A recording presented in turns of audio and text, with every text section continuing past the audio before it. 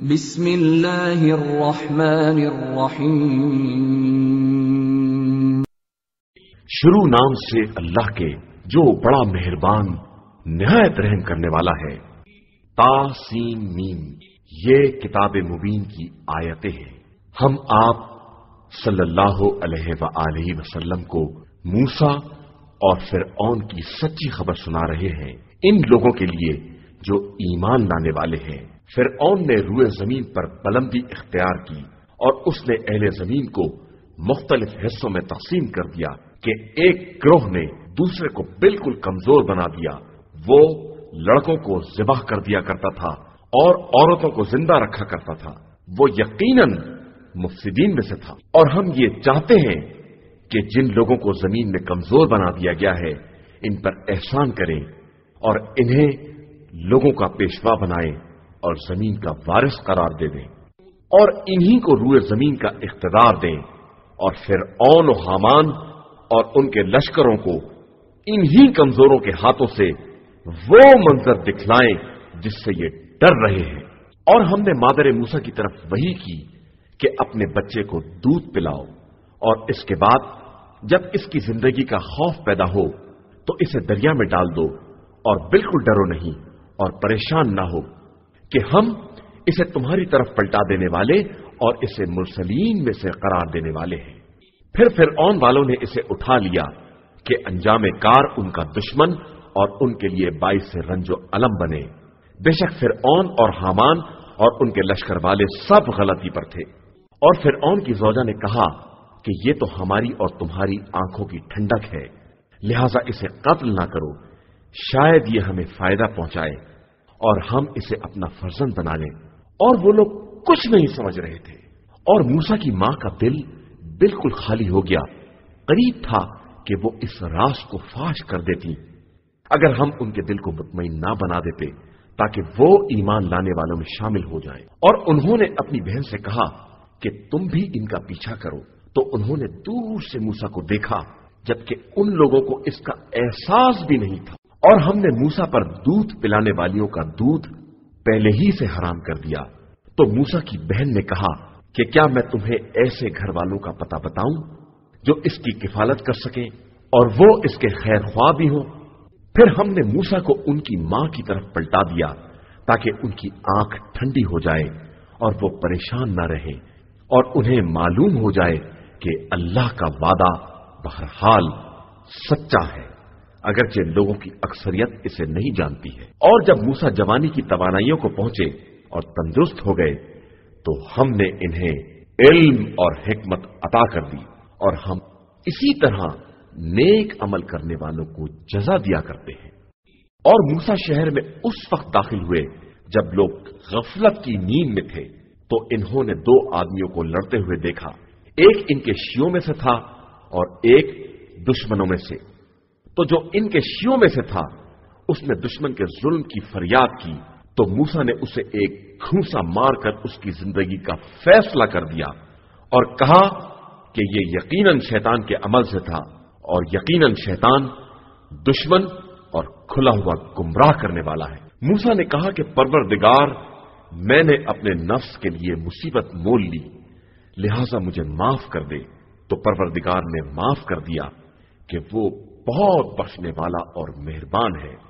موسیٰ نے کہا کہ پروردگار، تو نے میری مدد کی ہے، لہذا میں کبھی مجرموں کا ساتھی نہیں بنوں گا۔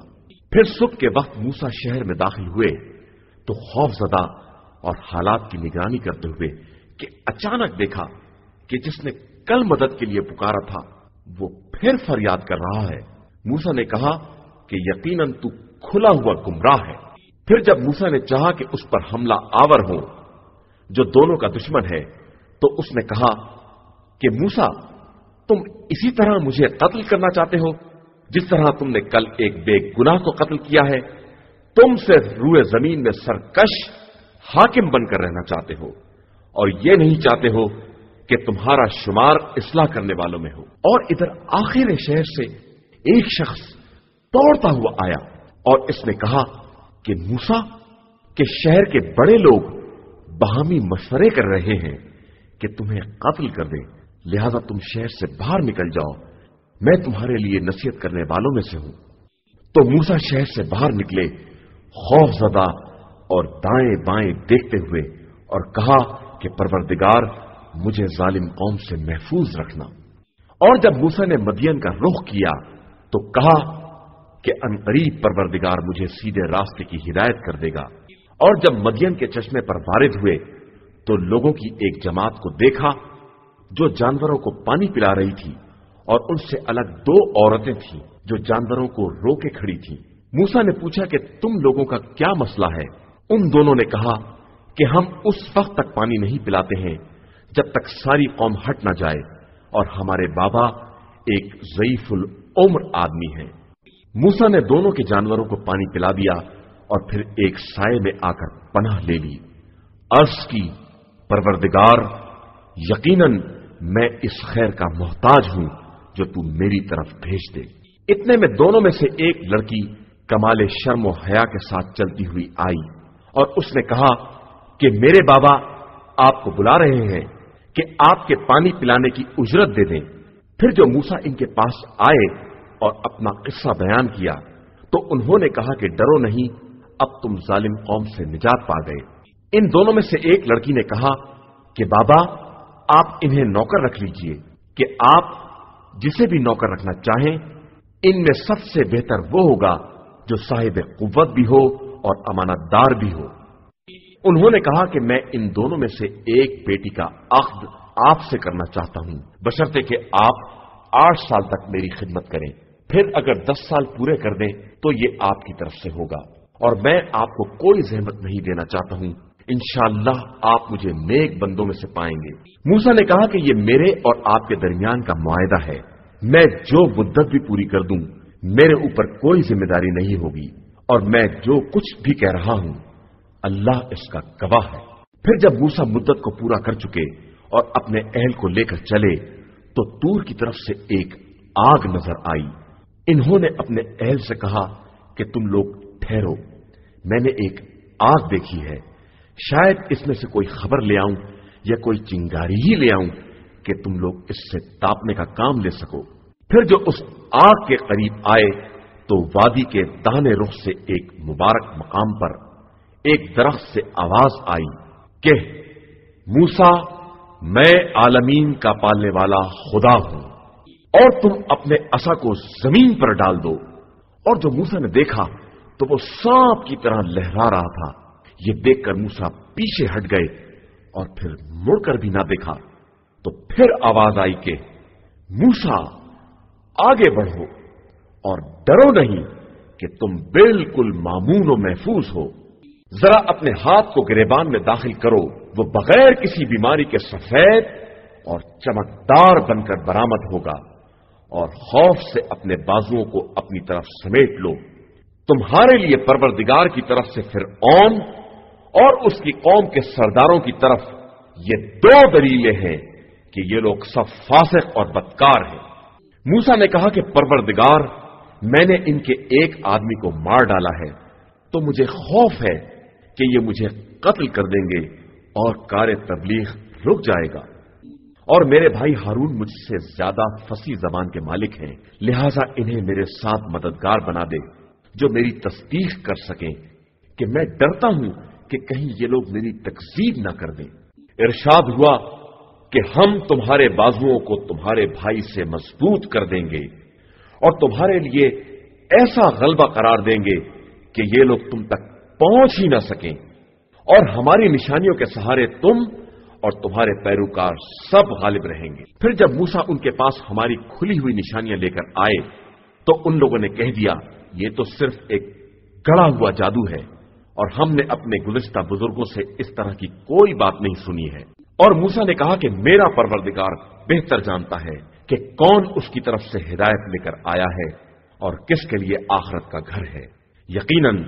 ظالمین کے لیے فلاح نہیں ہے۔ اور فرعون نے کہا کہ میرے زعمائے مملکت، میرے علم میں تمہارے لیے میرے علاوہ کوئی خدا نہیں ہے، لہذا حامان تم میرے لیے مٹی کا پجاوا لگاؤ اور پھر ایک قلعہ تیار کرو کہ میں اس پر چڑھ کر موسیٰ کے خدا کی خبر لے آؤں۔ اور میرا خیال تو یہی ہے کہ موسیٰ جھوٹے ہیں، اور فرعون اور اس کے لشکر نے ناحق غرور سے کام لیا اور یہ خیال کر لیا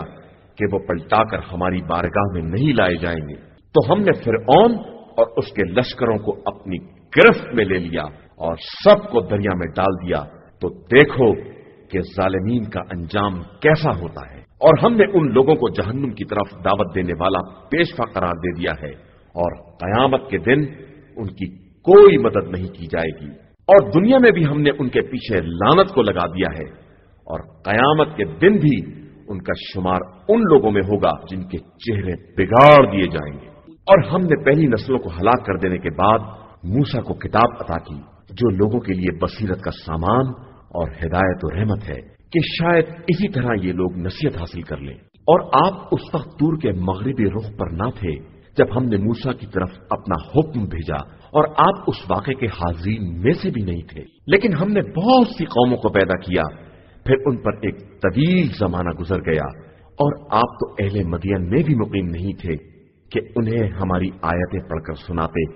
لیکن ہم رسول بنانے والے تو تھے، اور آپ طور کے کسی جانب اس وقت نہیں تھے جب ہم نے موسیٰ کو آواز دی، لیکن یہ آپ کے پروردگار کی رحمت ہے کہ آپ اس قوم کو ڈرائیں جس کی طرف آپ سے پہلے کوئی پیغمبر نہیں آیا ہے، کہ شاید وہ اس طرح عبرت اور نصیحت حاصل کر لیں۔ اور اگر ایسا نہ ہوتا کہ جب ان پر گزشتہ اعمال کی بنا پر کوئی مصیبت نازل ہوتی تو یہی کہتے کہ پروردگار تو نے ہماری طرف کوئی رسول کیوں نہیں بھیجا ہے کہ ہم تیری نشانیوں کی پیروی کرتے اور صاحبان ایمان میں شامل ہو جاتے۔ پھر اس کے بعد جب ہماری طرف سے حق آ گیا تو کہنے لگے کہ انہیں وہ سب کیوں نہیں دیا گیا ہے جو موسیٰ کو دیا گیا تھا، تو کیا ان لوگوں نے اس سے پہلے موسیٰ کا انکار نہیں کیا؟ اور اب تو کہتے ہیں کہ توریت اور قرآن جادو ہے جو ایک دوسرے کی تائید کرتے ہیں، اور ہم دونوں ہی کا انکار کرنے والے ہیں۔ تو آپ کہہ دیجئے کہ اچھا تم پروردگار کی طرف سے کوئی کتاب لے آؤ جو دونوں سے زیادہ صحیح ہو، اور میں اس کا اتباع کر لوں اگر تم اپنی بات میں سچے ہو۔ پھر اگر قبول نہ کریں تو سمجھ لیجئے کہ یہ صرف اپنی خواہشات کا اتباع کرنے والے ہیں، اور اس سے زیادہ گمراہ کون ہے جو خدائی ہدایت کے بغیر اپنی خواہشات کا اتباع کر لے، جبکہ اللہ ظالم قوم کی ہدایت کرنے والا نہیں ہے۔ اور ہم نے مسلسل ان لوگوں تک اپنی باتیں پہنچائیں کہ شاید اسی طرح نصیحت حاصل کر لیں۔ جن لوگوں کو ہم نے اس سے پہلے کتاب دی ہے وہ اس قرآن پر ایمان رکھتے ہیں، اور جب ان کے سامنے اس کی تلاوت کی جاتی ہے تو کہتے ہیں کہ ہم ایمان لے آئے، یہ ہمارے رب کی طرف سے برحق ہے، اور ہم تو پہلے ہی سے تسلیم کیے ہوئے تھے۔ یہی وہ لوگ ہیں جن کو دوہری جزا دی جائے گی کہ انہوں نے صبر کیا ہے، اور یہ نیکیوں کے ذریعے برائیوں کو دفع کرتے ہیں، اور ہم نے جو رزق دیا ہے اس میں سے خرچ کرتے ہیں، اور جب لغو بات سنتے ہیں تو کنارہ کشی اختیار کرتے ہیں، اور کہتے ہیں کہ ہمارے لیے ہمارے اعمال ہیں اور تمہارے لیے تمہارے اعمال ہیں، تم پر ہمارا سلام کہ ہم جاہلوں کی صحبت پسند نہیں کرتے ہیں۔ پیغمبر بے شک آپ جسے چاہیں اسے ہدایت نہیں دے سکتے ہیں، بلکہ اللہ جسے چاہتا ہے ہدایت دے دیتا ہے، اور وہ ان لوگوں سے خوب باخبر ہے جو ہدایت پانے والے ہیں۔ اور یہ کفار کہتے ہیں کہ ہم آپ کے ساتھ حق کی پیروی کریں گے تو اپنی زمین سے اچک لیے جائیں گے، تو کیا ہم نے انہیں ایک محفوظ حرم پر قبضہ نہیں دیا ہے جس کی طرف ہر شے کے پھل ہماری دی ہوئی روزی کی بنا پر چلے آ رہے ہیں، لیکن ان کی اکثریت سمجھتی ہی نہیں ہے۔ اور ہم نے کتنی ہی بستیوں کو ان کی معیشت کے غرور کی بنا پر ہلاک کر دیا، اب یہ ان کے مکانات ہیں جو ان کے بعد پھر آباد نہ ہو سکے مگر بہت کم، اور در حقیقت ہم ہی ہر چیز کے وارث اور مالک ہیں۔ اور آپ کا پروردگار کسی بستی کو ہلاک کرنے والا نہیں ہے جب تک کہ اس کے مرکز میں کوئی رسول نہ بھیج دے جو ان کے سامنے ہماری آیات کی تلاوت کرے، اور ہم کسی بستی کے تباہ کرنے والے نہیں ہیں مگر یہ کہ اس کے رہنے والے ظالم ہیں۔ اور جو کچھ بھی تمہیں عطا کیا گیا ہے یہ چند روزہ لذت دنیا اور زینت دنیا ہے، اور جو کچھ بھی خدا کی بارگاہ میں ہے وہ خیر اور باقی رہنے والا ہے۔ کیا تم اتنا بھی نہیں سمجھتے ہو؟ کیا وہ بندہ جس سے ہم نے بہترین وعدہ کیا ہے اور وہ اسے پا بھی لے گا۔ اس کے مانند ہے جسے ہم نے دنیا میں تھوڑی سی لذت دے دی ہے، اور پھر وہ روز قیامت خدا کی بارگاہ میں کھینچ کر حاضر کیا جائے گا۔ جس دن خدا ان لوگوں کو آواز دے گا کہ میرے وہ شرکا کہاں ہیں جن کی شرکت کا تمہیں خیال تھا، تو جن شرکا پر عذاب ثابت ہو چکا ہوگا وہ کہیں گے کہ پروردگار، یہ ہیں وہ لوگ جن کو ہم نے گمراہ کیا ہے، اور اسی طرح گمراہ کیا ہے جس طرح ہم خود گمراہ ہوئے تھے، لیکن اب ان سے برات چاہتے ہیں، یہ ہماری عبادت تو نہیں کر رہے تھے۔ تو کہا جائے گا کہ اچھا اپنے شرکا کو پکارو، تو وہ پکاریں گے لیکن کوئی جواب نہ پائیں گے، بلکہ عذاب ہی کو دیکھیں گے۔ تو کاش یہ دنیا ہی میں ہدایت یافتہ ہو جاتے۔ اور جس دن خدا ان سے پکار کر کہے گا کہ تم نے ہمارے رسولوں کو کیا جواب دیا تھا، تو ان پر ساری خبریں تاریک ہو جائیں گی اور وہ آپس میں ایک دوسرے سے سوال بھی نہ کر سکیں گے۔ لیکن جس نے توبہ کر لی اور ایمان لے آیا اور نیک عمل کیا، وہ یقیناً فلاح پانے والوں میں شمار ہو جائے گا۔ اور آپ کا پروردگار جسے چاہتا ہے پیدا کرتا ہے اور پسند کرتا ہے۔ ان لوگوں کو کسی کا انتخاب کرنے کا کوئی حق نہیں ہے۔ خدا ان کے شرک سے پاک اور بلند و برتر ہے، اور آپ کا پروردگار ان چیزوں کو بھی جانتا ہے جو یہ اپنے سینوں میں چھپائے ہوئے ہیں، اور انہیں بھی جانتا ہے جن کا یہ اعلان و اظہار کرتے ہیں۔ وہ اللہ ہے جس کے علاوہ کوئی دوسرا خدا نہیں ہے، اور اول و آخر اور دنیا و آخرت میں ساری حمد اسی کے لیے ہے، اسی کے لیے حکم ہے، اور اسی کی طرف تم سب کو واپس جانا پڑے گا۔ آپ کہیے کہ تمہارا کیا خیال ہے، اگر خدا تمہارے لیے رات کو قیامت تک کے لیے ابدی بنا دے تو کیا اس کے علاوہ اور کوئی معبود ہے جو تمہارے لیے روشنی کو لے آ سکے؟ تو کیا تم بات سنتے نہیں ہو؟ اور کہیے کہ اگر وہ دن کو قیامت تک کے لیے دائمی بنا دے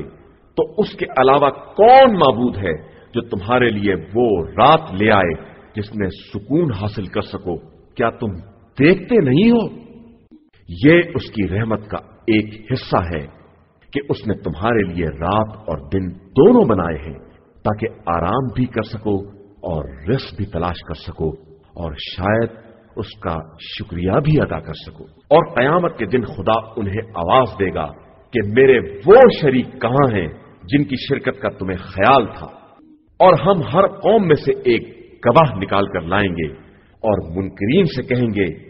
کہ تم بھی اپنی دلیل لے آؤ۔ تب انہیں معلوم ہوگا کہ حق اللہ ہی کے لیے ہے، اور پھر وہ جو اس طرح پردازیاں کیا کرتے تھے وہ سب گم ہو جائیں گی۔ بے شک قارون موسیٰ کی قوم میں سے تھا، مگر اس نے قوم پر ظلم کیا، اور ہم نے بھی اسے اتنے خزانے دے دیے تھے کہ ایک طاقتور جماعت سے بھی اس کی کنجیاں نہیں اٹھ سکتی تھیں۔ پھر جب اس سے قوم نے کہا کہ اس قدر نہ اتراؤ کہ خدا اترانے والوں کو دوست نہیں رکھتا ہے، اور جو کچھ خدا نے دیا ہے اس سے آخرت کے گھر کا انتظام کرو، اور دنیا میں اپنا حصہ بھول نہ جاؤ، اور نیکی کرو، اور جس طرح کے خدا نے تمہارے ساتھ نیک برتاؤ کیا ہے، اور زمین میں فساد کی کوشش نہ کرو کہ اللہ فساد کرنے والوں کو دوست نہیں رکھتا ہے۔ قارون نے کہا کہ مجھے یہ سب کچھ میرے علم کی بنا پر دیا گیا ہے، تو کیا اسے یہ معلوم نہیں ہے کہ اللہ نے اس سے پہلے بہت سی نسلوں کو ہلاک کر دیا ہے جو اس سے زیادہ طاقتور اور مال کے اعتبار سے دولت مند تھیں، اور ایسے مجرموں سے تو ان کے گناہوں کے بارے میں سوال بھی نہیں کیا جاتا ہے۔ پھر قارون اپنی قوم کے سامنے زیب و زینت کے ساتھ برآمد ہوا، تو جن لوگوں کے دل میں زندگانی دنیا کی خواہش تھی انہوں نے کہنا شروع کر دیا کہ کاش ہمارے پاس بھی یہ ساز و سامان ہوتا جو قارون کو دیا گیا ہے، یہ تو بڑے عظیم حصے کا مالک ہے۔ اور جنہیں علم دیا گیا تھا